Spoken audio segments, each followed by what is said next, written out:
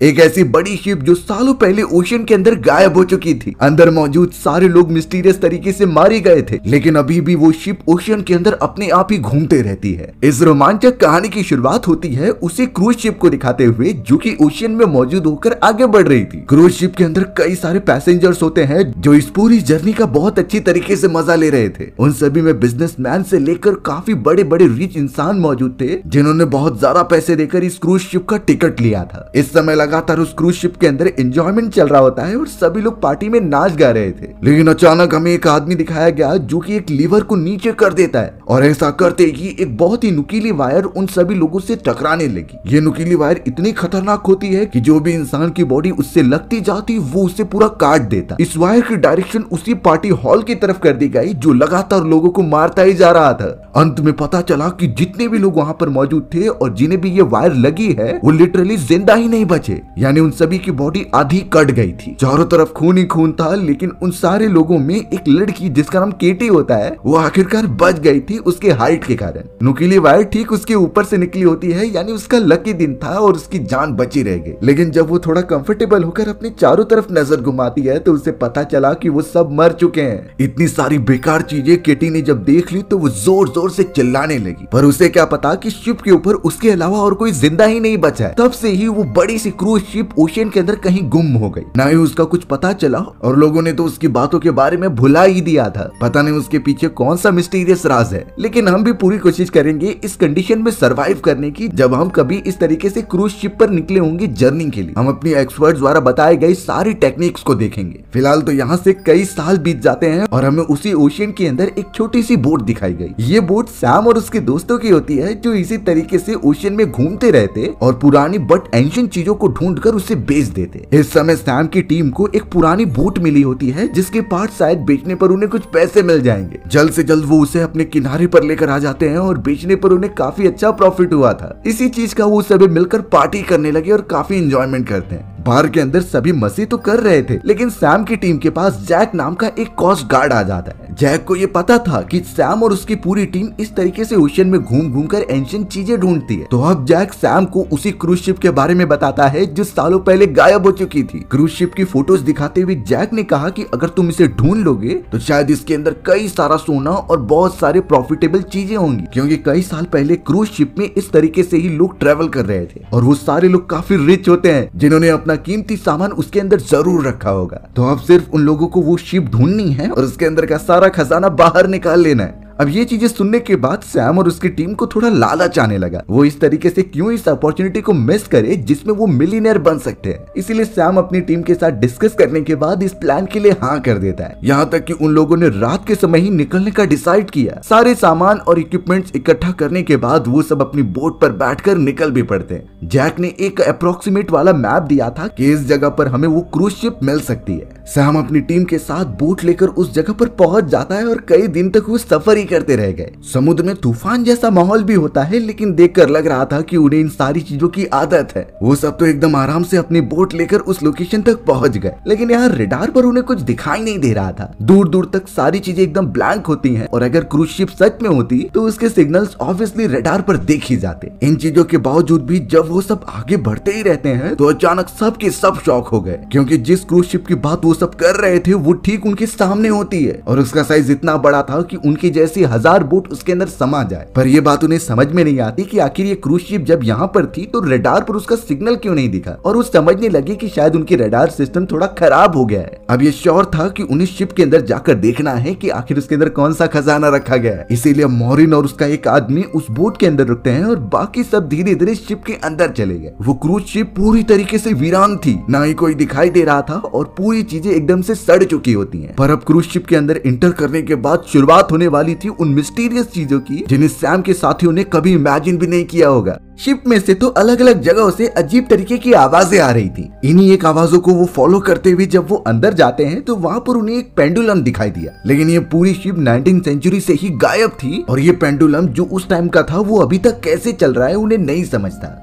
Jack नाम का वो आदमी जैसे ही पेंडुलम को टच करने के लिए जाता है तो पता चला कि पेंडुलम अपने आप ही रुक गया है। फिर से वो सारी अनजान आवाजें चारों तरफ गूंजने लगी। ऐसा लग रहा था कि उस जगह पर कोई तो है जो उन्हें यहाँ से भगाने की कोशिश कर रहा है। जैसे ही वो सभी थोड़ा आगे बढ़ते हैं तभी हमें टेबल पर रखा हुआ स्क्रिबल ब्लॉक्स दिखाए गए। वो स्क्रिबल ब्लॉक्स तो अपने आप ही हिलने लगे होते हैं और उसके अंदर एक वर्ड फॉर्मेशन होता है। जैक जब उसे देख रहा था तो उसके ऊपर वेलकम लिखा होता है। फिलहाल उसने इन बेकार चीजों को अपने टीममेट्स को बिल्कुल नहीं बताया, क्योंकि उन्हें फोकस करना था खजाना ढूंढने में, ना कि इन बेकार की चीजों पर टाइम वेस्ट करने पर। जैसे ही वो सब एक कदम और बढ़ाते हैं तो पता चला कि नीचे का फ्लोर काफी नाजुक था। जैक नाम का वो आदमी तो नीचे ही गिरने लगा। अच्छी बात थी कि बाकियों ने उसे पकड़ लिया था। मोहरीन नाम की एक लेडी तो उसे ऊपर खींच रही होती है। वो अपना पूरी शक्ति लगा रही थी, लेकिन तभी नीचे की तरफ उसे कोई दिखाई दिया। ये कोई और नहीं बल्कि वही छोटी लड़की कैटी थी जो सालों पहले इस शिप के अंदर मौजूद थी। मोहरीन केटी को देखकर एकदम चौंक जाती है और वो जल्द से जल्द ऊपर खींच रही थी, लेकिन अगले ही मोमेंट में केटी वहां से गायब हो गई। यानी देखकर यही लगता है कि केटी उस समय तक मर चुकी होगी और ये एक्चुअल में केटी की आत्मा है जो उन सभी को दिखाई दे रही है। मोहरीन भी इस बात पर श्योर नहीं थी तो वो अपने बाकी मेंबर्स को बताती नहीं। वो इस चीज को अपने अंदर रखती है और इन्वेस्टिगेशन करने का डिसाइड करती है। सभी लोग उस पूरी जगह की जांच पड़ताल करते हैं कि खजाना कहां पर है और इस शिप की बनावट कैसी है, क्या ये कुछ और दिन तक सरवाइव कर पाएगा कि नहीं। अलग अलग जगहों पर जाकर उन्होंने एक प्लान बनाया और वापस अपने बोट के अंदर लौट गए। सैम कहने लगा कि रिपोर्ट के अनुसार इस शिप के अंदर एक बड़ा सा छेद है और उस छेद के कारण लगातार ये पानी में डूबती जा रही है। एस्टिमेट लगाया गया कि इसके पास सिर्फ कुछ ही दिन है जिसके बाद ये परमानेंटली पानी के अंदर डूब जाएगी। उन्हें तो आते समय वहां पर एक हैंड वॉच भी मिली जो कि डिजिटल होती है। अब सवाल ये उठता है कि ये शिप अगर 19th सेंचुरी की है तो इस तरीके की वॉचेस तब तक इन्वेंट नहीं हुई थी। आखिरकार ये हैंड वॉच यहाँ पर क्या कर रही है। सभी अब यही मान लेते हैं कि शायद इस शिप के ऊपर कोई आया होगा हमसे पहले ताकि वो यहाँ की जांच पड़ताल कर सके और उसी की ये वॉच होगी जो यहाँ पर भूल गया होगा।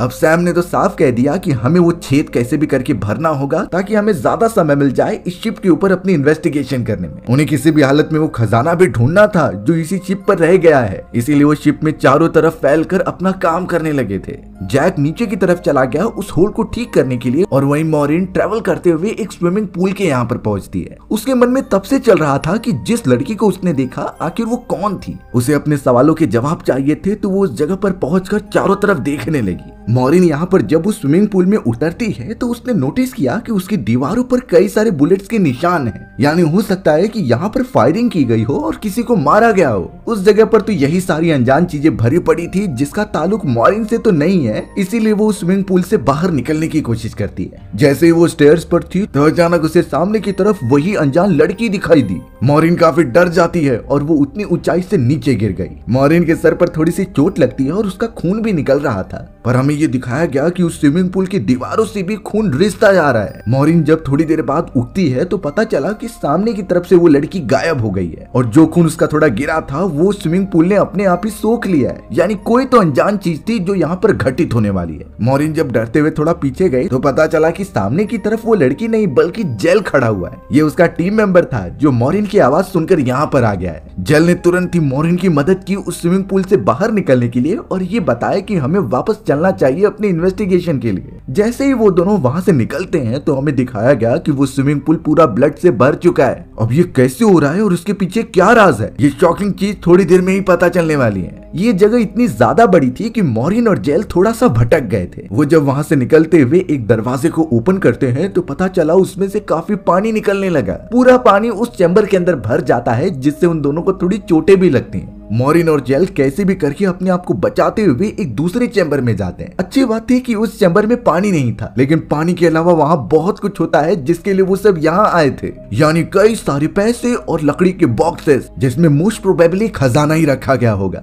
मोहरीन और जेल ने आवाज लगाकर अपने बाकी टीम मेंबर्स को वहाँ पर बुला लिया जो उस जगह पर आकर सब चीज देखने लग जाते हैं। उन्हें तो बोरियों में मौजूद कई सारे पैसे और उन लकड़ियों के बॉक्सेस को ओपन करने पर कई सारे सोने के स्लैब्स दिखाई दिए थे। ये सब के सब प्योर गोल्ड होते हैं और उस जगह पर इन सारी चीजों की भरमार पड़ी हुई थी। इन चीजों को देखकर हर एक टीम मेंबर काफी खुश हो गया, यानी उनका यहाँ पर आना सक्सेसफुल हो चुका था। उन्होंने तो एस्टिमेट भी लगा लिया कि इन चीजों की ब्लैक मार्केट में कितनी ज्यादा प्राइस होगी। वो सब के सब तो बहुत ही अच्छे खासे मिलियनेयर बनने वाले। फिलहाल इससे पहले उनका प्लान था कि वो इस शिप को ठीक करेंगे ताकि एक्स्ट्रा टाइम मिल जाए, पर अब इसकी कुछ जरूरत नहीं क्योंकि उन्हें सोना और खजाना मिल चुका होता है। इसीलिए उन सभी ने डिसाइड किया कि वो इस पूरे खजाने को अपने बोट पर शिफ्ट कर देंगे और और इस शिप को वैसे ही छोड़कर चले जाएंगे। उन सभी ने अपना काम शुरू कर दिया और लगातार सारा सामान अपने बोट में शिफ्ट करने लगे। सब कुछ ठीक चल रहा था और हर एक कोई इतना ज्यादा खुश होता है कि उन्होंने अभी से ही अपनी लिस्ट बना ली कि आखिर वो पहुंचने के बाद इन पैसों का क्या करेंगे। पर उन सभी के पीठ पीछे कौन सी साजिश हो रही है ये उन्हें अंदाजा भी नहीं।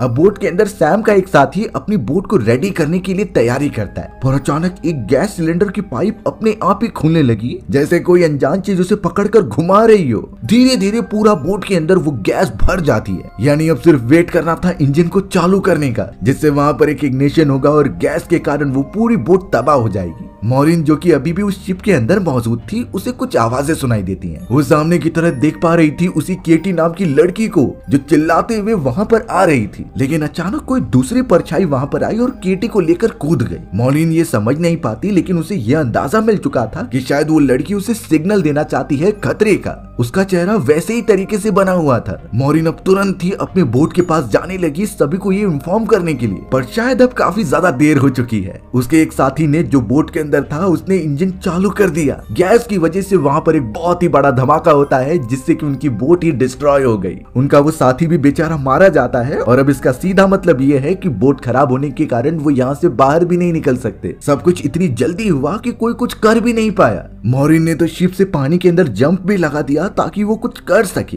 पर उसके दिमाग से वो लड़की निकल ही नहीं रही थी जो बार बार उसके सामने आती जाती है। इनफैक्ट जब वो पानी में थी तभी भी शिप के ऊपर से वो लड़की उसे झांक रही होती है। भले ही अब उसका साथी और बोट दोनों ही नहीं बचे, तो अब उन्हें इसी शिप पर गुजारा करना होगा। उन्हें जब तक कोई मदद नहीं मिल जाती यही उनका घर है। पर अगर ऐसी कंडीशन में कभी हम फंस जाएं जहां एक बहुत ही बड़ी क्रूज शिप है और वो शिप पूरी तरीके से बेकार हो चुकी है और फंस चुकी है मिडल ऑफ ओशियन में, बाहर निकलने का कोई रास्ता नहीं और पता नहीं कि वो शिप कब तक तैरते रहेगी। ये सिचुएशन कई बार हमारे साथ हो सकती है जब हम इस तरीके से ट्रेवल करते हो पानी के अंदर। तो सिंपल बात है, ऐसी कंडीशन में बिल्कुल भी घबराना नहीं है। सबसे पहली चीज होती है कि खुद की बॉडी को बहुत अच्छी तरीके से न्यूट्रिशन प्रोवाइड करते रहे। ये ध्यान रखना है कि हमारी बॉडी एकदम से हाइड्रेटेड रहे। समुद्र का पानी बिल्कुल भी कंज्यूम नहीं करना है। अगर हमें प्यास लगेगी तो हमें डिपेंडेंट रहना है उसी सी वाटर का यूज करके वाष्पीकरण करना और सन की रोशनी से एक फ्रेश वाटर बनाना, या फिर अगर बारिश हो रही है तो वो सबसे अच्छा ऑप्शन है पानी पीने का। बात रही खाने की, तो मिडल ऑफ द ओशियन में हमें खाना तो नहीं मिलेगा, लेकिन क्रूज शिप के किचन वाले एरिया में कई सारी ऐसी चीजें हो सकती हैं जिसे हम खा सकते हैं। पर याद रहे हमें नॉन पेरिशेबल फूड्स ही खाने हैं, यानी कि कैन फूड, ड्राई स्नैक्स वगैरह। अगर हमारे सामने मीट या फिर डेयरी प्रोडक्ट्स हो तो उसे बिल्कुल इग्नोर करना है, क्योंकि ये साफ है कि इतने दिनों तक पड़े रहने के कारण उनके अंदर फंगस और बैक्टीरिया आ चुके होंगे। उसे खाना मतलब अपने आप को और ज्यादा बीमार करना। क्रूज शिप में जितनी पावर की बचत हो सके उतनी करो। जैसे इन चीजों के साथ साथ हमें वो भी सिग्नल्स बनाने होंगे जिससे दूसरे शिप को पता चल सके कि हम यहाँ पर मौजूद हैं। दिन के समय हमें मिरर का यूज करके सन की रिफ्लेक्शन दिखानी चाहिए और वहीं रात के समय फ्लैशेस या फिर कोई फ्लेयर होगा तो वो जला देना चाहिए। इससे हम समुद्र के बीचों बीच किसी को भी नजर में आ सकते हैं। ये सारी चीजें सिर्फ कुछ दिनों तक रिपीट करनी है और अपने आप को सर्वाइव रखना है जब तक कोई दूसरा आकर आपको रेस्क्यू ना कर ले। पर एक्चुअल में मॉरिन के दिमाग में तो बहुत सारी चीजें घूम रही थी। वो तुरंत ही शिप के एक कैबिनेट में आई जहाँ शिप पर मौजूद सारे पैसेंजर्स के बारे में डिटेल्स होती हैं। थोड़ी जांच पड़ताल करने के बाद उसे उस लड़की के बारे में पता चला जिसका नाम केटी था, यानी वो भी इन सारी चीजों में इन्वॉल्व थी। पर एक्चुअल में उनके साथ हुआ क्या यही नहीं क्लियर होता। मॉरिन तो कुछ पता करने के लिए सीधा चली गई केटी के कमरे में जहाँ उसके कई सारी खिलौने की चीजें रखी गई थी। ऊपर की तरफ अचानक देखने पर पता चला कि केटी की डेड बॉडी लटकी हुई मिली है। उसकी पूरी बॉडी सड़ चुकी होती है। यानी यहाँ से मॉरिन को कंफर्म हो गया कि जो उसे दिखाई दे रही है वो केटी की आत्मा है और लिटरली थोड़ी देर में केटी की आत्मा उसके सामने आ जाती है। एक समय पर मॉरिन डर गई, लेकिन केटी किसी भी हालत में उसे चोट नहीं पहुंचाना चाहती थी। अब दूसरी तरफ हमें सैम को दिखाया गया जो कि कैप्टन के रूम में आ जाता है। वो भी एकदम सदमे में बैठा हुआ था क्योंकि उसके ठीक सामने कैप्टन की आत्मा होती है। वो तो उसके साथ बात करते हुए ड्रिंक करने के लिए दे रही थी। सैम ने यही समझा कि जल्द से जल्द वो यहाँ से बाहर निकले, पर कैप्टन ने उसे कुछ इंपॉर्टेंट चीजें बताई। कैप्टन की आत्मा उसे कुछ फोटोग्राफ्स दिखाती है जिसमें एक छोटी सी बोट थी। ये समय था 1950 का, जब ये क्रूज शिप कितने सारे पैसेंजर्स के साथ निकली थी। पर रास्ते में उन्हें दूसरी छोटी सी बोट दिखाई दी। उस बोट के अंदर जाने के बाद पता चला कि उसमें यही सारा खजाना रखा गया है। तो अब लालच के तौर पर उन्होंने ये सारा खजाना अपने क्रूज शिप में शिफ्ट करा लिया। उन्हें ऐसा लग रहा था कि खजाना खुद उनके पास चल कर आया है। लेकिन 2 दिनों के बाद क्रूज शिप के ऊपर कुछ अनजान घटनाएं होने लगी। उसके बाद से ही क्रूज शिप वहां से गायब हो चुका था। सभी पैसेंजर्स अनजान रीजन की वजह से मारे गए। और वो खजाना जो कि बोट से लाया गया था वो आज भी क्रूज शिप के अंदर ही मौजूद है। सैम ये सारी चीजें समझता तो है, बट अब कैप्टन ने उसे एक और फोटोग्राफ दिखाई। इस फोटोग्राफ को देखकर सैम कुछ सोच ही नहीं पा रहा था।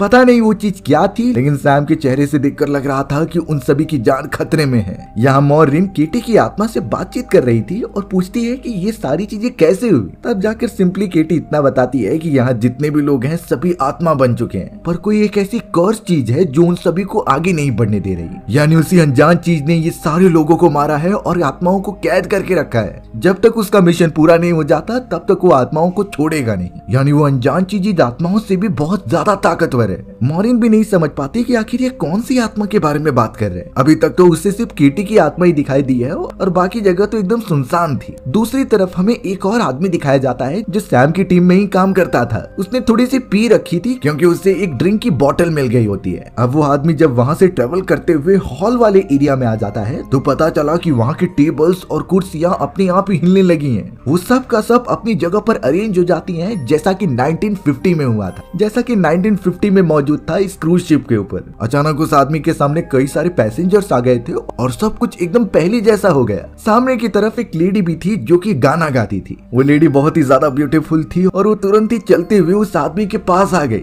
वो तो उसे किस भी करने लगती है, पर अगले मोमेंट में उस आदमी को मार दिया गया था। यानी अब ये बात साफ है कि कोई तो है जो उन सभी को एक एक करके मार रहा है। पहले वो बोट में मौजूद एक मेंबर मारा गया, अब ये दूसरा मेंबर। यानी ऐसे ही करके सभी को खत्म किया जाएगा और उनकी आत्माओं को कैद कर लिया जाएगा। यहाँ अब हमें सैम की टीम के दो और मेंबर दिखाए जाते हैं जिन्हें कुछ फूड आइटम्स मिले थे। वो कैन फूड अच्छी तरीके से खाने लगे, जैसा कि हमने गाइड किया था। इन जगहों पर कैन फूड ही सबसे बेस्ट होता है। वो दोनों मेंबर्स तो जम के वो सारे कैन फूड्स खा लेते हैं, लेकिन अगले मोमेंट में जब वो गौर से देख रहे थे तो पता चला कि वो सब छोटे छोटे कीड़े हैं। उनके मुंह का टेस्ट इतना बेकार हो चुका था कि सभी एकदम पागल होने लगे। उन दोनों के ऊपर भी किसी ने हमला किया, जिसके बाद स्क्रीन ब्लैंक हो जाता है। दूसरी तरफ हमें सैम एकदम पैनिकिंग मोड में दिखाया गया क्योंकि उसे कुछ चीजें पता चली थी और इन्हीं की वजह से वो सभी को बुलाकर यहाँ से बाहर निकलना चाहता था जितना जल्दी हो सके। वो तो मॉरिन को आवाज भी लगा रहा होता है, पर अब सैम के सामने एक दूसरा आदमी आ गया जो कि बोट के अंदर मौजूद था। यानी उसका वो मेंबर जो ब्लास्ट में मारा गया और ये उसकी आत्मा है। उस आदमी के हाथ में एक चाकू होता है जो यहाँ पर सैम को मारने आया था। सैम तो बेचारा पहले से ही डरा हुआ था और अब इस हमले से वो और ज्यादा चौकन्ना हो जाता है। वो तो उससे डर के मारे भागकर पूल वाले एरिया में आ गया। मॉरिन को भी वो लड़की दिखाई दे रही थी जो कहती है कि वो यहाँ पर आने वाला है और जब तक उसका मिशन पूरा नहीं होगा वो सभी को मारता रहेगा। मॉरिन ने तो सैम की आवाज सुन ली थी तो वो भी पूल वाले एरिया पर आ गई। अब जैसे ही वो सामने की तरफ जाती है तो सैम को हेलुसिनेशन होने लगा और वो मॉरिन के चेहरे पर उस आदमी का चेहरा देखता है, यानी कि जो उसे मारने के लिए यहाँ पर आया था। सैम अब अपनी जान बचाने के लिए कुछ भी कर सकता है, तो उसने तुरंत ही हमला किया मॉरिन के ऊपर। यानी वो जाने अनजाने में मॉरिन के ऊपर चढ़ रहा था और उसे चोट पहुंचाने की कोशिश करता है। मॉरिन अपने आप को संभालती है और कैसे भी उससे बचती है, बट ऑब्वियसली वो एक लेडी है और सामने की तरफ मौजूद एक हट्टा तगड़ा इंसान। अच्छी बात हुई कि उस जगह पर जेल नाम का उसका साथी आ गया जिसने कि सैम को मारकर बेहोश कर दिया था। जेल किसी भी तरीके से मॉरिन को उठाता है और अपने बाकी बचे हुए साथियों के पास लेकर चला जाता है। सबसे पहले उन्होंने पागल हुए सैम को, जिसने कि मॉरिन पर हमला किया था, उसे एक चैम्बर के अंदर बंद करके रख दिया। यानी वो चांस नहीं ले सकते क्योंकि इस तरीके से तो सैम किस पर भी हमला कर सकता है। अब इतने समय बाद वो सभी मिल चुके थे एकदम सही सलामत, तो उन्होंने डिसाइड किया कि हम इस शिप को ठीक करेंगे। यानी चाहे कुछ भी हो उन्हें इस पूरी जगह की चीज को ठीक करना है ताकि हम इंजन को थोड़ा सा चालू करके उसे पुश कर सके और वो पानी में आगे बढ़ने लगे। उन्हीं में से एक मेंबर सभी को गाइड कर रहा था कि कैसे उन्हें काम करने हैं। वो सब तो अब सीधा निकल पड़े थे अपनी रिस्पॉन्सिबिलिटी निभाने के लिए। अब मॉरिन को वही लड़की केटी दिखाई जाती है जो उसे कुछ बताने की कोशिश कर रही थी। वो उसे एक चैम्बर में लेकर आती है और ऊपर देखने के लिए कहती है। मॉरिन एकदम शॉक रह गई क्योंकि वो उसका साथी था जिसकी जान चली गई है। ये वही मेंबर होता है जो कि उस हॉल में गया था और पूरी चीजें 1950 में बदल गई। बात ये थी कि उस सिंगर वाली लेडी ने उस आदमी को सेड्यूस किया और उसे अपने साथ लेकर ऊंचाई से गिराते हुए मार दिया था। मॉरिन काफी कंफ्यूज थी, इसीलिए केटी की आत्मा उस पर अपना हाथ रख के वो सारे मोमेंट दिखाती है जो इस क्रूज शिप पर 1950 में हुआ था। ये तब का समय होता है जब उस छोटी सी बोट में कई सारा खजाना क्रूज शिप में लोड किया गया था। इन चीजों के बारे में कई लोगों को पता चल गया तो एक गैंग ट्राई करती है इसे चुराने का। उन्होंने सामने आने वाले हर एक पैसेंजर को मार दिया जो उनके प्लान में कांटा बनने की कोशिश कर रहा था। पता चला कि उन सभी लोगों में सिंगर भी शामिल थी। उनके पास खजाना होता है, लेकिन सिंगर और ज्यादा लालची थी। वो चाहती है कि पूरा खजाना वही रख ले, इसीलिए उसने अपने एक साथी को बोलकर बाकी सभी को मरवा दिया। इतना ही नहीं, वो तो उस आदमी को भी मार देती है जो उसके साथ मिलकर काम कर रहा था। यानी वो इतनी लालची है कि अपने लिए वो कुछ भी कर सकती है। थोड़ी देर के अंदर ही वहाँ पर एक और आदमी आता है जो उस लेडी के काफी पास चला गया। यानी ये वही आदमी था जो इस पूरी प्लानिंग का मास्टरमाइंड होता है। उसने ही सिंगर के साथ मिलकर ये प्लान बनाया था। पर अब पता नहीं वो आदमी पीछे हट जाता है और एक इशारा करते हुए हुक को छोड़ देता है। वो हुक सीधा सिंगर के बॉडी में जाकर लग गई, यानी सिंगर भी वहीं पर मर गई होती है। और ये आदमी ने सिंगर को भी धोखा देकर सारा सोना अपने पास रख लिया।